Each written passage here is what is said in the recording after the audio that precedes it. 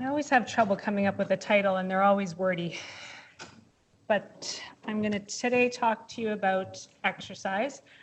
My goal was to bring into the discussion things for people to do when they're very low functioning. So people who are having difficulty spending a lot of time being upright or really have lost a lot of function. So that's where I'm going to start today. I have no conflicts or interests, and actually I should say my email's there. You can follow me on Twitter. I'm very bad with social media. I'm going to put that out there. But what I do on Twitter is just try to send out other links to research, whether it's in the exercise or pain science realm. So if anybody wants a copy of my slides, for instance, feel free to email me. So my objectives today are to look at some of the therapeutic considerations. And the purpose of this really is for you to be able to share with, if you're working with a physiotherapist, chiropractor, kinesiologist, and other manual therapist of any sort, to kind of give a bit of a framework. I'm going to talk to you about how I approach the EDS population, but the idea being that we want to be able to help you work with the therapists that are in your community, educating them, sharing your expertise really, and just having someone that's willing to go on the journey with you. I'm going to touch on pain mechanisms involved with exercise and how to change those. And then lastly, I'm going to finish with some examples of exercises. So one of the analogies I say to my chronic pain patients, my chronic illness patients, is the story of the tortoise and the hare. It's not a race to the finish. It's that slow and steady movement forward. But I'm going to say that my patients with EDS look maybe a little more like this. It's not just that they're the tortoise, but that they're carrying along a whole lot of extra baggage that potentially they have to trudge maybe even just a little bit slower. So with that first interaction with my clients, it really is about talking about your journey and your story. And as we know, the many manifestations and expressions of this disease, that the road can be a windy one. And again, everybody's road is a little bit different. But I think for most of you in the room, you probably could identify more with that sign, which is that you're going in every different direction, not sure which road leads where, whether it's full circles around. So looking at all of the different elements. I think that's one of the blessings I have with the people I work with is for every visit they come to see me, I spend an hour. So it's not just about the manual therapy or the exercise we're doing. It really is seeing how well they're functioning. So working within our biopsychosocial model and all the elements that make up that picture, where does exercise fit in? So we're still looking at this complex sort of day-to-day elements. Sleep quality would be something I would spend some time discussing in terms of how well they're sleeping, interruptions in sleep, sleep positions, any, pillows, assistive things that they potentially need, looking at how well their diet and nutrition is being managed, and more or less just going through the checklist. It might not all the information come from me, but to see who else is part of their care team. We have to talk about exercise and movement, any social, environmental, so that's, again, personal relationships, peer support, things like that, environmental impacts, as we've heard from Dr. Maxwell, other things that could be impacting, and then emotional well-being. So Dr. Maxwell's not in the room, but you saw his pictures with all his complex bubbles and everything. This is my image of what that looks like. That's all I was capable of. I bring this up not because I'm an expert in any way on all of those elements, but being able to, again, see when that person comes in my office, what aspects are being impacted. As we know, it's not the same for every person.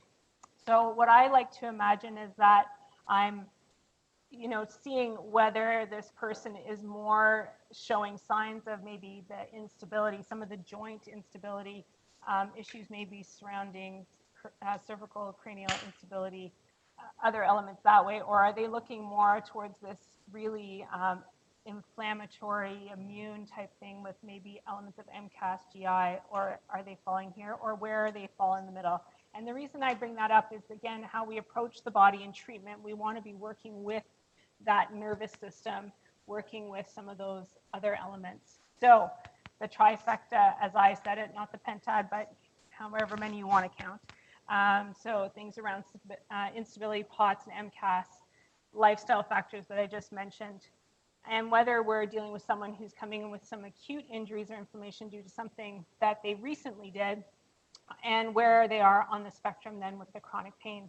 I'd say that's what also makes this population unique. We know they have the chronic pain element, but there's this overlay of acute injury too. So you're going back and forth between some of potentially the peripheral nociceptive pathways and the factors involved with some of the central sensitization and the changes in the brain.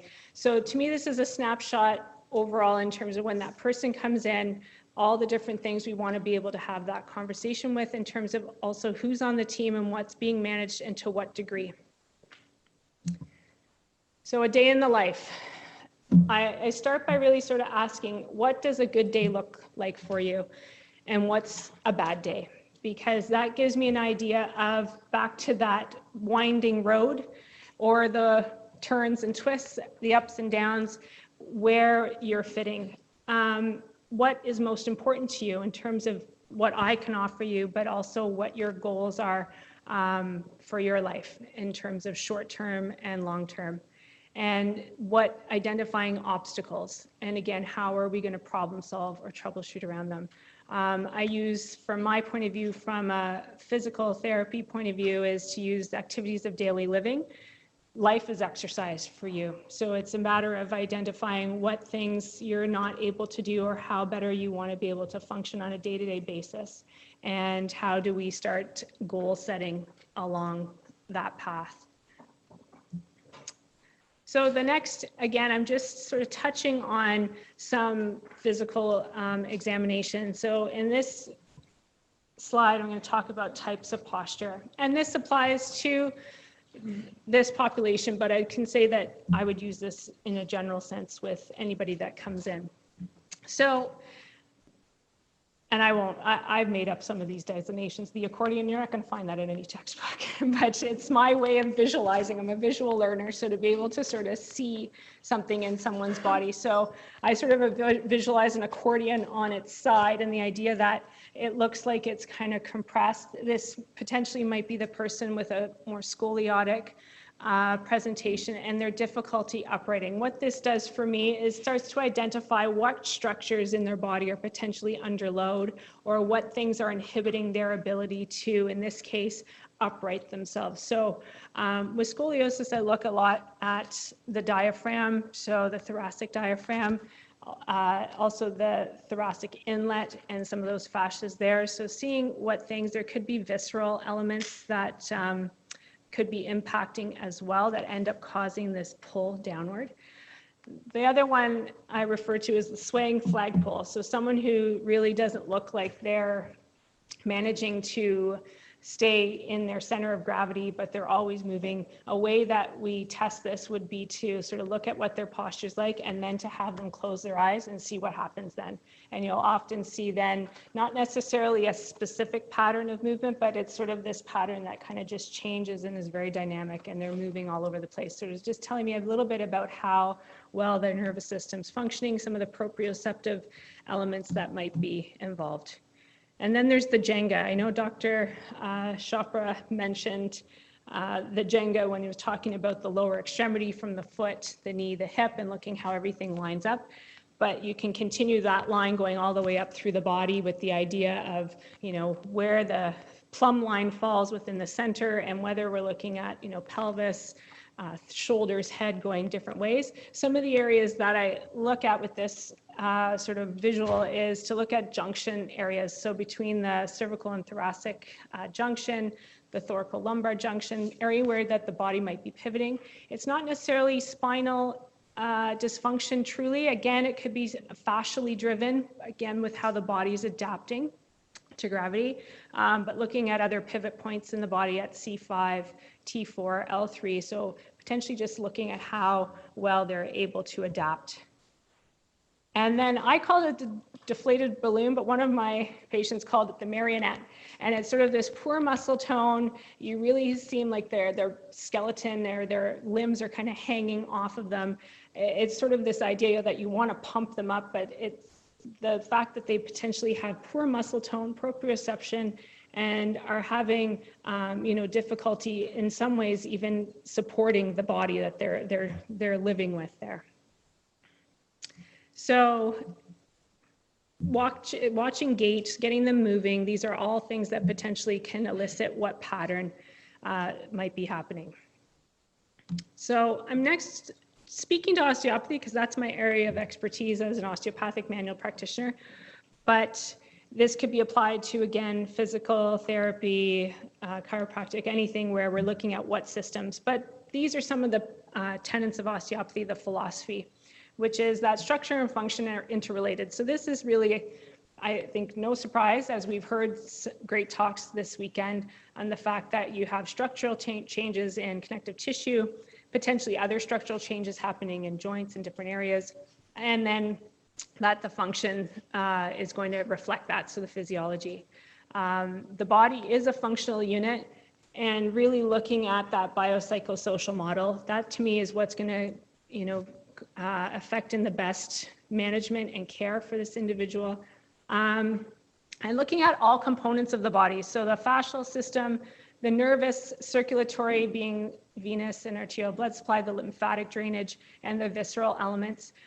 We know that the nervous system, the veins, the arteries, and lymphatic system are embedded within the layers of the fascia, that these things are very adaptive in the body for a good reason, but sometimes it's those elements that could be impacting how well a structure is being served or where that nervous system is supplying.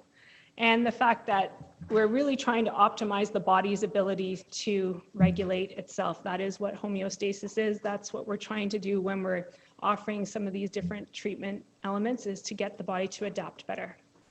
So I threw an anatomy slide. It wasn't really part of what I was intending to do, but hearing all the different talks, to me, going back to what the whole looks like. So I brought this one in particular because there's been talk about the for instance, the diaphragm, the median arcuate ligament that is right around the esophageal entry here in the aortic hiatus. So the reason I mention anatomy is that Dr. Schopper mentioned the QL muscle, which is here. Then we have psoas. I just wanted to sort of present the big picture, and this is just looking at the diaphragm, but the fact that we can draw sort of relationship between what's happening up above, potentially at the shoulder, some of the thoracic fascias and muscles as those come down to support the back and the chest wall, the interface of the diaphragm between the thoracic cavity and the pelvic cavity. We have here, this is part of the diaphragm that comes down the crus of the diaphragm into the anterior lumbosacral fascia. And then another area that hasn't really been discussed, but that's vitally important, is our pelvic floor. When we're looking at things like POTS, MCAS, when we talked about GI issues, to me, working the body in some of its myofascial relationships helps to promote circulation. So if we're looking at that venous pooling in the legs, trying to help promote drainage up through the pelvic cavity as it comes back up behind the liver through for the inferior vena cava through the diaphragm back to the heart. So treatment can involve the system is basically what I'm trying to get at. There's a lot of interrelationships that we can work at through manual therapy and then can be worked on through your exercises. So the exercises are there not just to promote strength, flexibility, but to promote movement in these tissues. This one, again, tossed in, was to look at the vagus nerve pathway. Dr. Maxwell was talking about the jugular foramen, where the carotid artery, the jugular vein, the vagus nerve, and a couple of the other cranial nerves exit. But just to give you a picture of a pathway, so that comes out of the head. Here, this is our C1, C2 vertebrae here, and it's coming down and just that it invests past the thyroid. This is all embedded in fascia. So our anatomy pictures are poor that way because we extrapolate all these pieces, but to see it in its entirety and understanding where it's going, it's coming then between and through the mediastinum, between the lungs, around the heart, coming down, investing into the diaphragm and going to the abdominal organs. And we could do the same for the phrenic nerve, for instance, sympathetic chain. So understanding the interrelationship. So when you're looking at issues around the C1, C2 area, you have to know that you're touching on all of these elements. So let's get back to exercise. So positive effects of exercise. Exercise can have a pain modulating effect on our central nervous system, which means that exercise can cause hypoalgesia or decreased pain. So this has been shown in the research. It can have an immune boosting response. And it can help regulate some of the central nervous system elements, such as balancing the autonomic nervous system, impacting the hypothalamic pituitary adrenal axis, and some of the emotional centers. And these are things probably most widely understood with exercise, which is to increase strength, our cardiovascular fitness, balance, and body awareness. So these are things that we know can benefit. Back to that auto-regulation, getting the body to function better as a whole.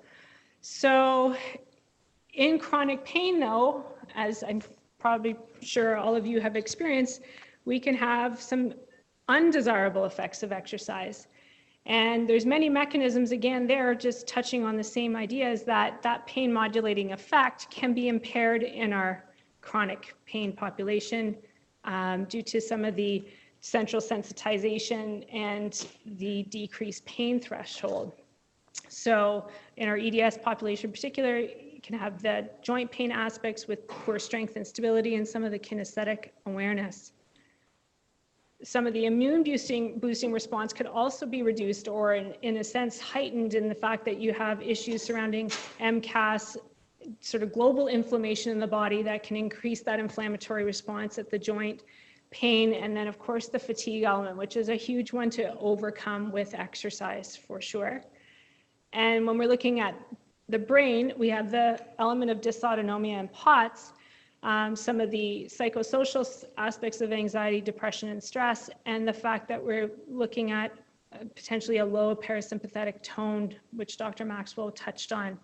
So this is my bad news slide, but we're going to work on that. So the good news is that flares are temporary, and they're usually not a sign of tissue damage, but a signal of the brain's overactive response. So recognizing that we have to work within what the body can manage and be able to stay under that threshold, as Dr. Chopra mentioned. So non-painful exercise can have a positive effect on that pain modulation. There's a book called The World of Hurt by Annie O'Connor, and she talks about green, yellow, and red light activities, which I like to sort of use, which is a green light activity is one in which you potentially would have pain for less than 24 hours after doing it. A yellow light activity would be something where you may have pain for upwards of 48 hours. And these things are, then that's okay. The red light ones are ones where you're looking at having pain up to 4 days or longer after doing. So as a way for you to be able to self-monitor what are green light activities, what are yellow light, which are okay that you potentially do and recognize that you might have some increase, but it's not permanent, and that the red light activities are ones that maybe you have to leave for now or be able to modify or change. So just to leave you with that to maybe evaluate some of the other things. So to me, the best science shows that we're going to have better outcomes when we combine exercise with other pain management. So pain science education, some of our neuroscience combined with other psychological interventions such as mindfulness-based stress reduction, cognitive behavioral therapy, could be acceptance commitment therapy, but really looking at the whole picture. And that's when we're looking at what we call the top down, so working on some of the central nervous system elements versus the bottom up, so working through the body. And together you want to be able to modulate those. And you might be better on, maybe on certain days, you might be better suited to be working on some of these elements, and then be able to come in with some exercise. So it's about being able to gauge what it is you're able to do on any given day. And another resource for you, which is one put out by a Canadian, Greg Lehman. He's got a great site, greglehman.ca. He's got a comprehensive handbook called Recovery Strategies Pain Handbook that is free to download. It's 70 pages, but meant to sort of give you and any healthcare practitioners you're working with some of the ideas behind our pain neuroscience and how to just extract maybe elements that are meaningful for you that you can work on. It incorporates all of the pain science that's come out of Australia with Laura Mosley and David Butler. And there's lots of great resources out there, but this is free and it's Canadian, so we'll go with that. Exercise. So it's an art and a science. This quote comes from the Feldenkrais method, which is awareness through movement. You want to have experiential learning opportunities that integrate meaningful and functional movement.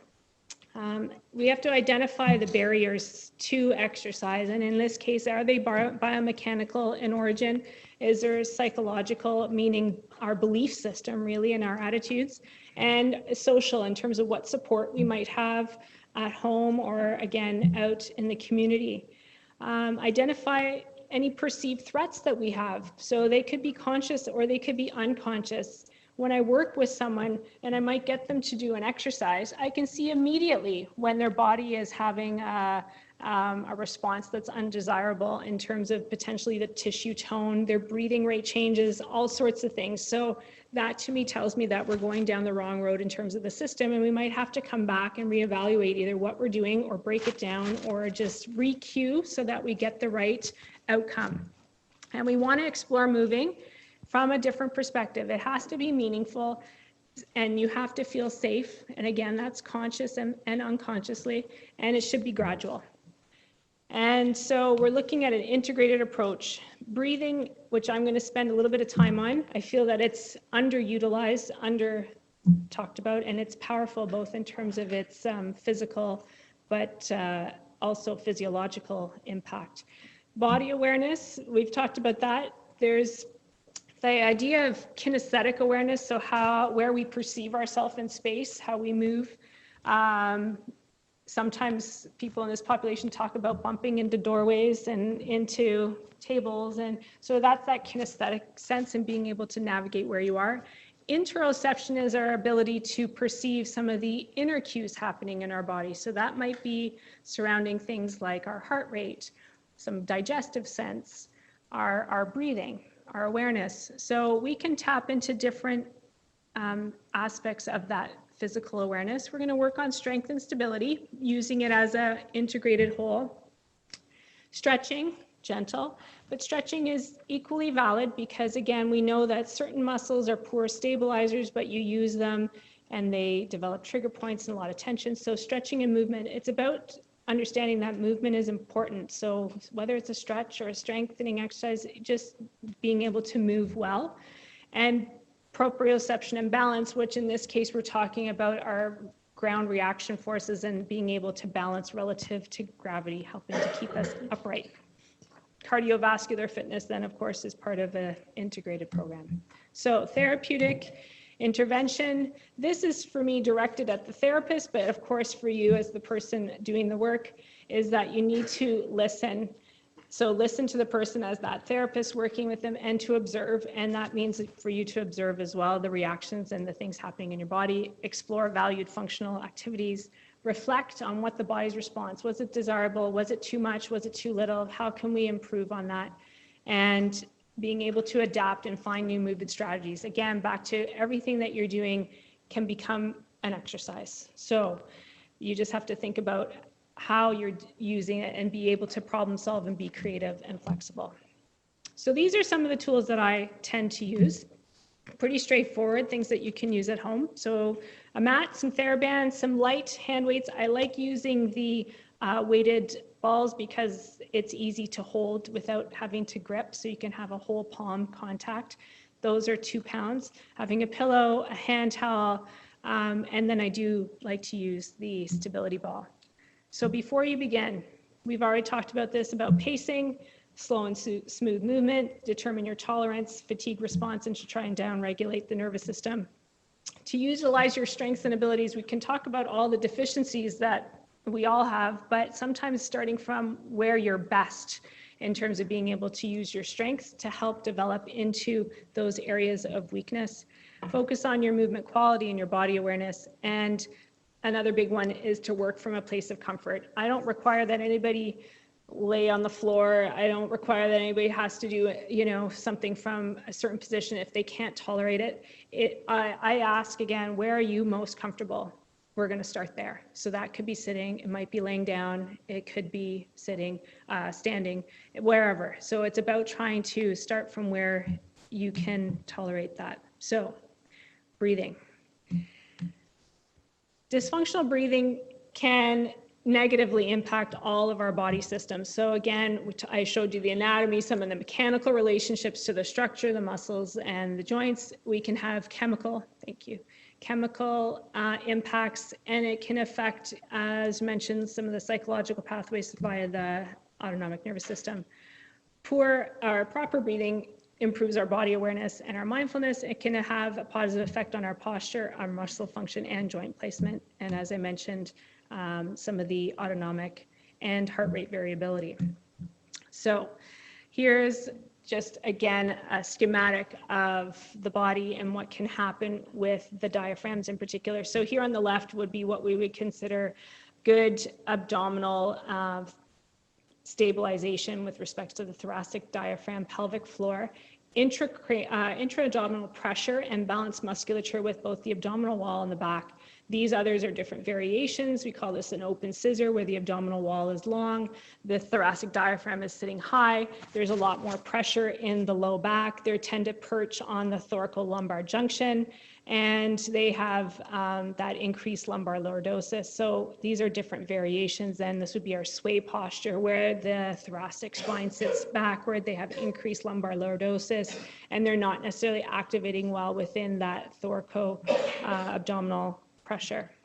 So we want to have balanced stabilizing muscles with symmetrical loading of the spine and the peripheral joints. This becomes this is the core. So we say core strengthening all the time, but what is that? Again, which muscles, what are we doing? So it involves certain muscles for sure of the spine abdominal wall, but it is about being able to create this strong center of gravity. And that poor stabilizing leads to overloading of certain joints and muscles, and can be overworking some of the other postural muscles.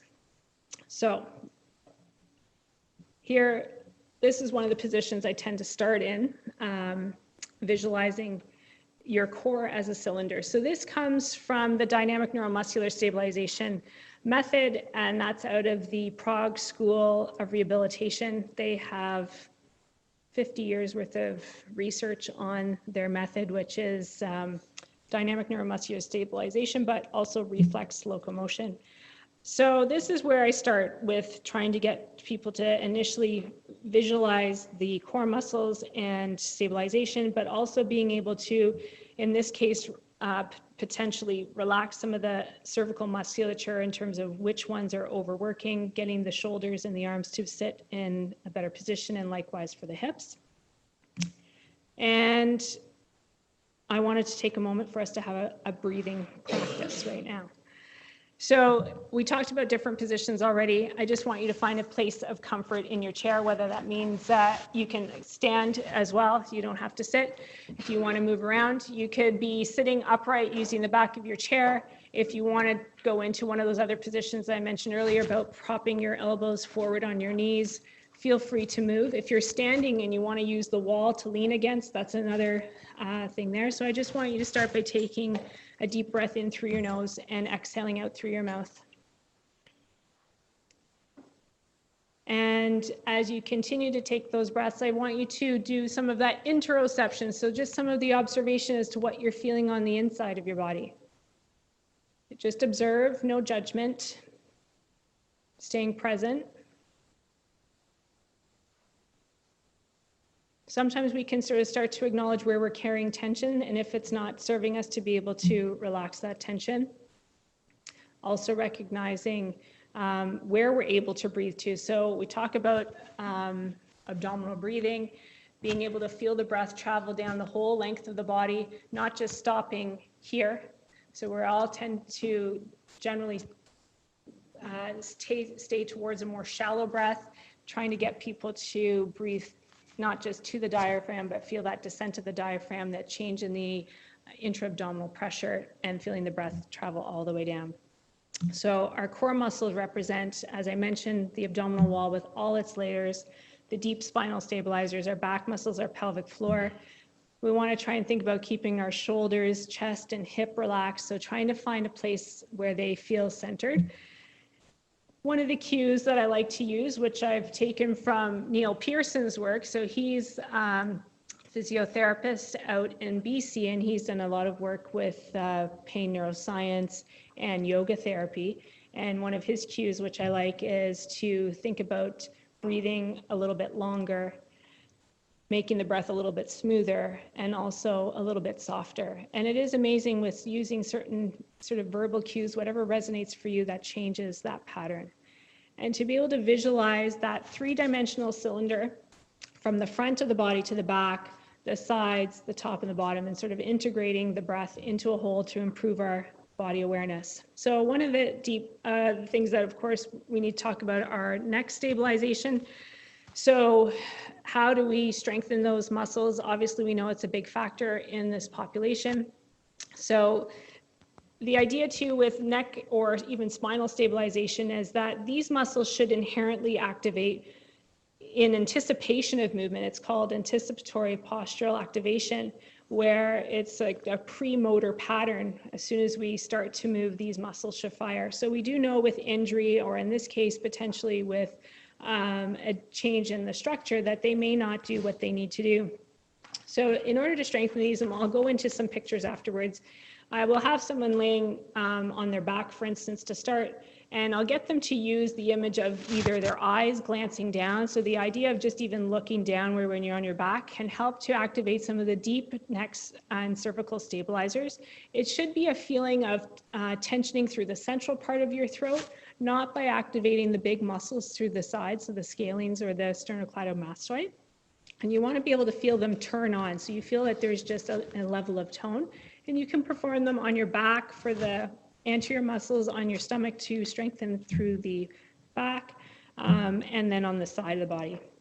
And one of the images we give, especially with the DNS system, is trying to balance your head and feel that it balances to the top of the thoracic spine. So the image is T4. T4 sits just around the level of the top of your shoulder blades, but it's the idea of trying to feel that, because the anterior cervical musculature comes down as part of the front of the spine itself, and it will finish, those fascias will finish around the level of T4, and then likewise with the muscles in the back. So centered shoulders and hips, looking at the shoulder complex as a whole, not just the muscles of the back, such as the lats and the rhomboids and the trapezius, but also the pecs, the chest wall. Serratus anterior is a muscle that fixates our scapula onto our rib cage, getting those deep neck flexors activated and using the diaphragm for support.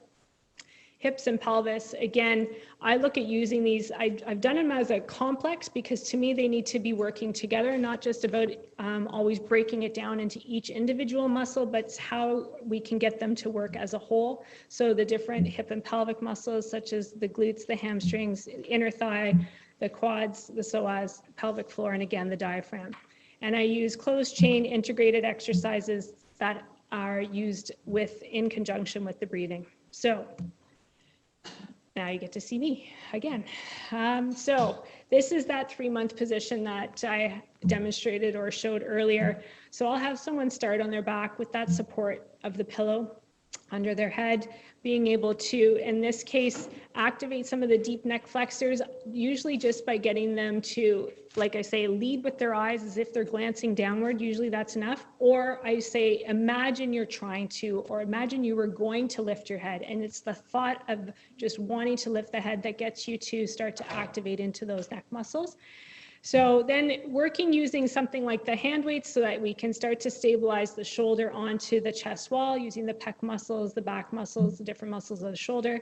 Bringing the legs up on the ball puts the hip in a relaxed position. So for those that are using their psoas, for instance, as a poor stabilizer, getting it to unload so that we can focus more on the breath and that core stability with the pelvic diaphragm, thoracic diaphragm, and the entire muscle. So I've just put up a few other examples. I will use TheraBand as well. The benefit of using the TheraBand around the legs is I'll have the person do a little bit of hip abduction to be able to activate into the glute medius and be able to get some of that support through the outside of the hip, which we need for upright standing and balance. This is a challenge then to be able to do that with arms in the air. The challenge being to still be able to support around the shoulder joint, but without using the upper neck muscles. You can see I took the pillow away, but again, it's about having the person in a position of support where their neck can be relaxed and they're not using too much of any of the accessory spinal muscles. And this is another increased challenge to be able to take the ball away and still maintain that core support with the bottom ribs connecting into the mat. The deep breathing, so the idea of being able to breathe into that cylinder and support the hips and legs and the arms in that position. So here is now just a different position, prone.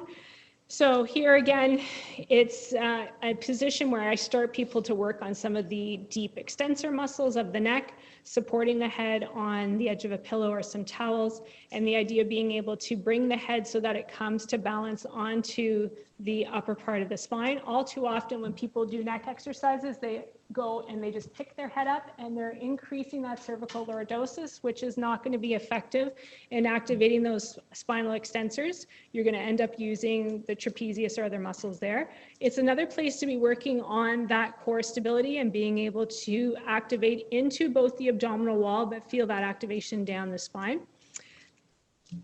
From here, I'll teach people how to raise their head and be able to activate here into some of the spinal extensors, getting us down to this level as we're exercising here. And being able to, through a closed chain activity, having the palms into the mat, support through the elbow, coming up and into the shoulder. So to feel this whole chain activate all the way through. This is a challenge then to be able to raise one hand while maintaining that position. And then this is another one that I like that can be done with either the head up or back with head down, like in the first picture, where we add some external rotation with the heels, and you can then feel the chain all the way through the glutes, the glute medius, the hamstrings. So you can now feel this work through the whole posterior chain of the body and try to get the whole integrating. So another position, 4-point kneeling. So again, it can be done on hands and knees. This is a modification being over the ball so that there's not as much weight bearing through the hands and wrists. And it's another opportunity now taking the body away from the mat to work on the spinal extensors, getting the head again balanced over the shoulder. This another common mistake is for the head to drop right down. So people are looking somewhere down between their hands, but it's being able to keep the back of the head coming up so that they're activating there. And different loading through the hand and the arm, but again, we're in a closed chain position. And here's a challenge. Again, it can be done incrementally where you take one hand away or take the leg away and trying to be able to maintain that stability with your places of contact. So now we started to add in some balance. This is another position then, back onto the back. Using the TheraBand, so I'll start people using this when we're going to work on some tracking of the lower extremity, working on the hip, the knee, the ankle, all the while still working on those deep neck flexors, being able to support through the abdominal wall, and by having the contact with the elbow and into the TheraBand, having a closed chain exercise here and work on some leg extension. So thanks to my daughter, who was my photographer and was pressuring me and saying, "Mom, are we done?" I forgot to do 2 pictures. So taking this position here, and if you were to lay on your side, so I have people also lay then on the supporting side, the side opposite to the TheraBand. So in this case, laying on the right side. And you can do this exercise then in that position. What that does is it increases the challenge by having the support on the right leg. You're stabilizing using your glute medius muscle there. They can work on some of then the head position and some of the spine strengthening. And then adding still a leg extension exercise using the TheraBand. So we can play around so that we can tackle a whole bunch of things all at the same time and working the body from top to bottom. All right, so this is just another variation. Often a common exercise is the clam that's taught laying on one side. I feel people don't do it well, so I often don't let them do it. I will teach something in supine with the TheraBand around the knees and just getting them to do a very symmetrical loading into the band so that they can activate into the glute medius. We can turn it into a closed chain exercise again by using the hand weights and focusing on the breath.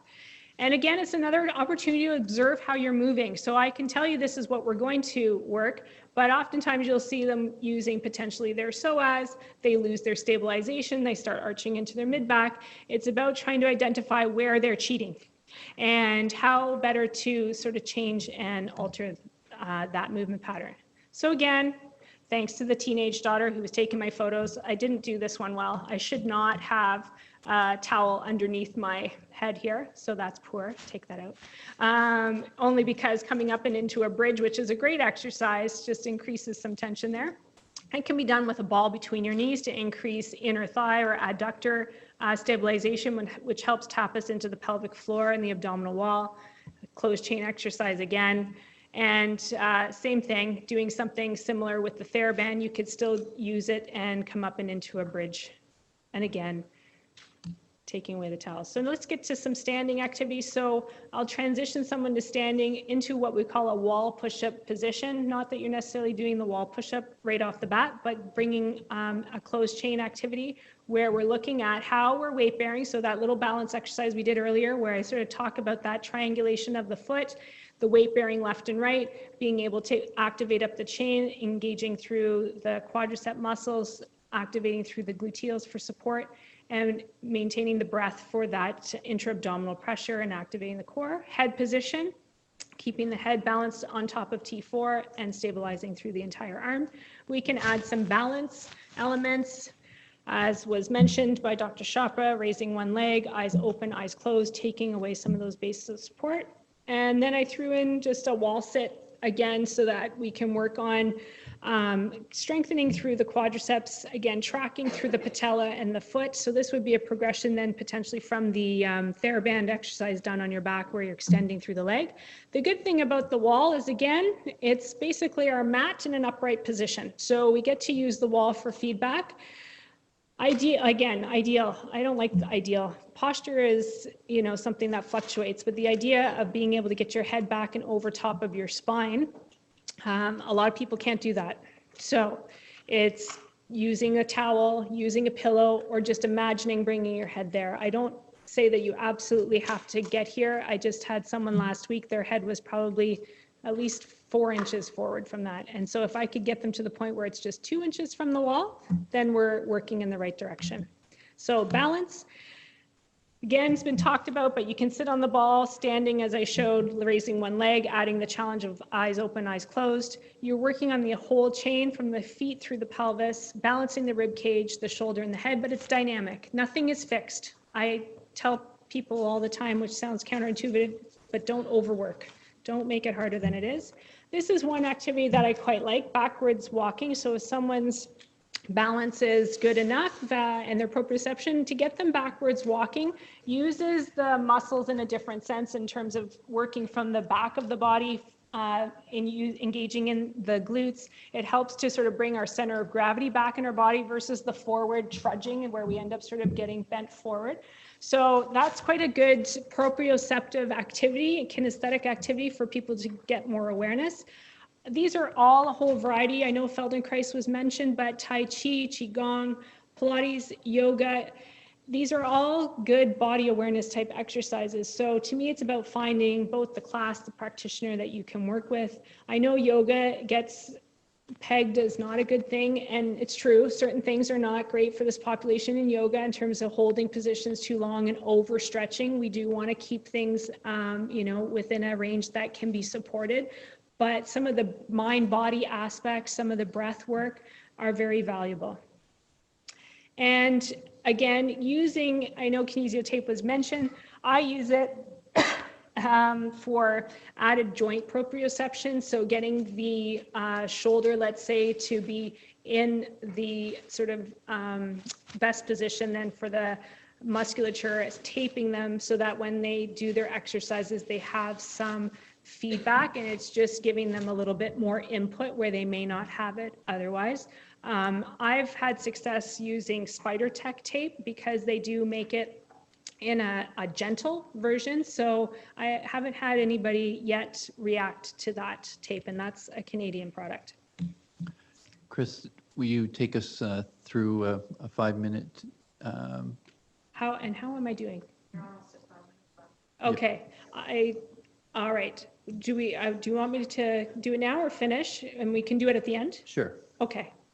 So we'll go through just again some balls. So sitting, I make it a closed chain exercise by incorporating the hands on the ball. So working up through that chain through the shoulder, balancing the head on the body, using the breath work and some of the proprioception through the foot and ankle.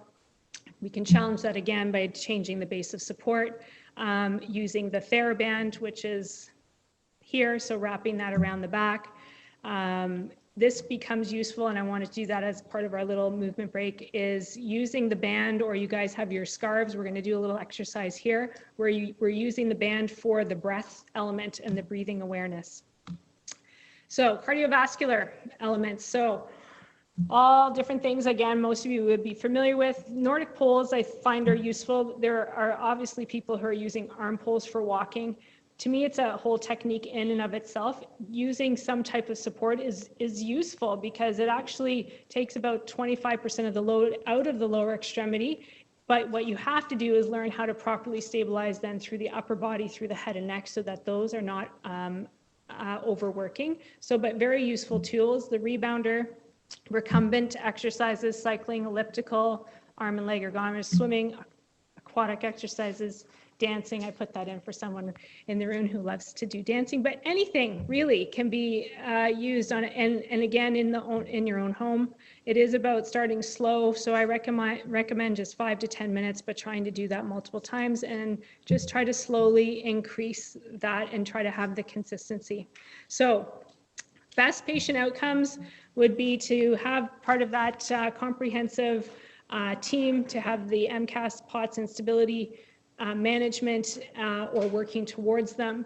You have your healthcare team representing all of your subspecialists, including psychology, all of your GP, your physio, occupational therapies, lifestyle factors, as we talked about.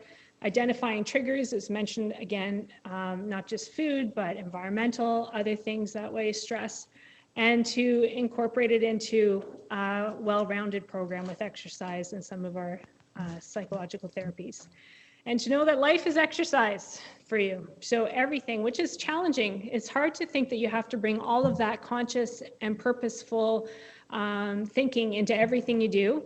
It's exhausting, so it's not expected that it can be done all the time, but it does definitely help to be able to be very conscious about everything in a sense that you have an idea of how best to use your body. Be a good observer and a listener, because the body will often tell you, and to be able to sort of do it without judgment and be open to sort of changing some of those patterns. Pacing, moderation, and like Dr. Schopper mentioned, the 10% rule, so that little changes can add up to visible results. So this was the highlight of my presentation. I had to work hard to be able to get this to go. But there's the turtle, and there's a goat. I can't tell you how many clips are like this on the internet with tortoises and animals on their back. I don't know why this is a thing, but it's cute. Your speed doesn't matter. Forward is forward. So even with the goat or the dog or whatever is on your back, except for the poor tortoise. But the idea is that you just want to try and keep moving forward and see what best and what other strategies you can bring into your care plan. All right.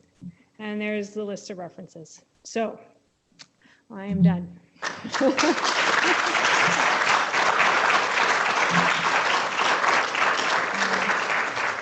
So we'll take another moment for some movement. All right.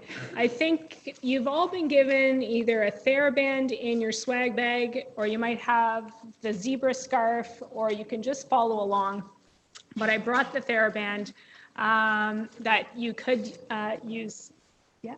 The TheraBand is latex, natural latex rubber, and there's a few people in the room that have severe latex allergies, so you could use your scarf instead of the TheraBand. Because I'm packaging it, does send the latex part of the TheraBand. Okay, thank you. Thank you. So I will just sort of show what you can do, either say with a TheraBand, but you can do it with a scarf. So if you wrap your scarf or a TheraBand around your shoulders, so you actually wrap it around your shoulders and tie it. All right. So might have to tie it more than once and hope that I can get out after. So what this does is we've now brought some proprioception into our shoulders and our arms, so we can feel that security there. And it's just to give you some feedback as to what that means to have your sort of arm supported on your skeleton. And if we go back to our breathing practice and try to visualize that cylindrical breath as you breathe in, you're feeling the lungs expand, but the diaphragm descending, some expansion into the abdominal cavity, and potentially some reflexive tone then into the pelvic floor. But then visualize breathing outward, seeing if you can breathe wider into that tension. And all of a sudden, it creates an uprighting in our body. Our head starts to kind of come upward. We've now engaged into some of those muscular supports that I was mentioning of the chest wall, the shoulder, and being able to feel a greater presence, not just through the center of the body, but that three-dimensional element with our kinesthetic awareness. So that's one little exercise that can be done for those that are having difficulty visualizing that connection. But the band can be placed at various points, or the scarf around the ribs. The other part of the body that's hard to visualize is to be able to breathe into the back of our body. We're very aware of what's happening in front of us and maybe into the sides, but being able to breathe towards the back of the body. So as we wrap the band around maybe the base of our shoulder blades, it could be placed lower into our bottom ribs, so depending on where our intention is, and to be able to breathe into the band. So having some place of contact gives us then a reference point to maybe work on some of the patterning with our breath, or which muscles we're using and how effectively we're using them there. All right. So one last thing, pelvic floor and pelvic floor physio. I didn't mention it, but yet I wanted to, so I'm going to throw it in now, which is some of the, issues surrounding poor stabilization and what muscles get used, or the fact that the pelvic floor in so many are hypertonic. A pelvic floor physio is, to me, an integral part of that team too, and I don't think it's been mentioned yet this weekend, so I wanted to put a plug in there for that. All right. Thank you. I think no, questions are going to be afterwards together. So with the Muldoonians.